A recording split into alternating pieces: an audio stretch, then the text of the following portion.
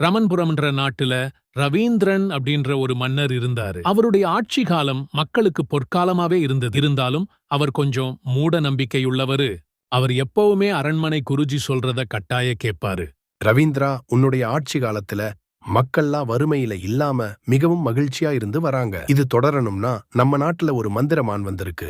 அந்த மானை பிடிச்சு நம்ம அரண்மனையில கட்டி வச்சா நாட்டுக்கே நன்மை வந்து சேரும். இது போல குருஜி சொன்னதும் மன்னர் அரசவையில அமைச்சருங்க கிட்ட இப்படி சொன்னாரு. நம்ம நாட்டுக்குள்ள அத்துமீறி ஒற்றன் மான் ஒண்ணு வந்திருக்கு. நம்ம வீரர்களுகிட்ட சொல்லி அதை புடிச்சிட்டு வர சொல்லுங்க. பொதுமக்கள் புடிச்சு கொடுத்தாலும் அவங்களுக்கு பை நிறைய தங்க நாணயம் பரிசா வழங்கப்படும்னு சொல்லுங்க. விடியறதுக்குள்ள மான் அரண்மனையில இருக்கணும். அமைச்சர்கள் அரசர் சொன்னது போலவே பரபரப்பாக மக்கள் கிட்ட இந்த விஷயத்த சொல்லியும் வீரர்கள் மந்திரமான புடிக்கவும் அனுப்பி வச்சாங்க.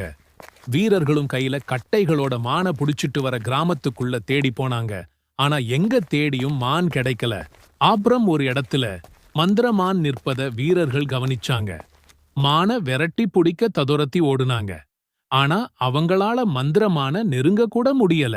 இன்னொரு பக்கம் மக்களும் மான துரத்தி ஓடுனாங்க. அவங்களாலையும் அந்த மந்திரமான புடிக்க முடியல. வெளியில மான புடிக்க துரத்துன சத்தத்துல ராமு எழுந்திருச்சா. தூக்கத்திலிருந்து எழுந்த ராமு வேகமா நடந்து போய் அவங்க அம்மா கிட்ட இப்படி கேட்டா. வெளியே என்னம்மா, யாரையோ துரத்துற போல சத்தம் கேக்குது. அது ஒண்ணும் இல்லப்பா, நம்ம கிராமத்துல ஏதோ மந்திரமான் வந்திருக்கான். அத புடிச்சு தரவங்களுக்கு பரிசு தர்றதா அரசர் அறிவிச்சிருக்காராம். இந்த விஷயத்த கேட்டதும் ராமுவும் மந்திரமான தேடி போனா. இங்க வீரர்கள் எல்லாரும் எவ்வளோ துரத்தியும் மான புடிக்க முடியாம அரசர் முன்னாடி தலகுனிஞ்சு நின்னாங்க. ராமு எப்படியோ அந்த மந்திரமான கண்டுபிடிச்சா. அத பார்த்ததும் சந்தோஷத்துல புடிக்க மெதுவா நடந்துகிட்ட போனா சுதாரிச்ச மான் ஓட ஆரம்பிச்சது. ராமுவும் பின்னாடிய புடிக்க ஓடுனான். எவ்வளோ துரத்தியும் மான புடிக்க முடியல. ராமு, நம்மளால துரத்தி அந்த மந்திரமான புடிக்க முடியாது, வேற யோசனை பண்ணிதான் புடிக்க முடியும்னு யோசிக்க ஆரம்பிச்சா. அதுக்கேத்த போலவே ராமு மான் வர வழியில ஒரு வாசனச் செடிய நட்டு பக்கத்திலேயே தண்ணீரையும் வச்சா. ஓடி ஓடி களைப்பான மான் தண்ணிய குடிச்சிட்டு அந்த பூனை அருமணத்துல அங்கேயே உட்காந்துச்சு. அப்போ ராமு ஓடி வந்து மந்திரமான புடிச்ச மான அரசர் முன்னாடி கொண்டு போனா. அப்போ அரசர் இப்படி சொன்னாரு. சபாஷ், என்னோட வீரர்களால செய்ய முடியாதத நீ செஞ்சுட்ட. அமைச்சர்களே சொன்னது போலவே இவருக்கு பரிசு வழங்கி அனுப்புங்க. அரசே, தவறா நினைச்சுக்க வேணாம். இத நான் பரிசுக்காக செய்யல. உங்ககிட்ட கொஞ்சம் பேசணும், அனுமதி தர்றீங்களா?